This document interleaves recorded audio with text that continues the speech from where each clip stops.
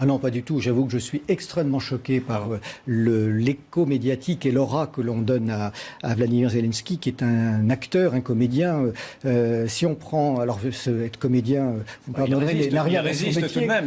Mais alors, il joue son rôle pleinement. Je pense c'est un peu l'icône de cette population ukrainienne qui est vraiment dans la souffrance avec cette attaque russe. Néanmoins, c'est lui qui est responsable de ce qui se passe. Lui et son entourage. N'oublions pas qu'il a été élu avec les voix des russophones en 2019. Il n'a pas appliqué les accords de Minsk pour lesquels il avait été élu. Ensuite, il ne faut pas oublier que c'est un homme qui a été mis en cause par les Pandora Papers. Ce ne sont pas des racontards. Il est accusé d'avoir dissimulé une grande partie de sa fortune, notamment avec sa société Maltex.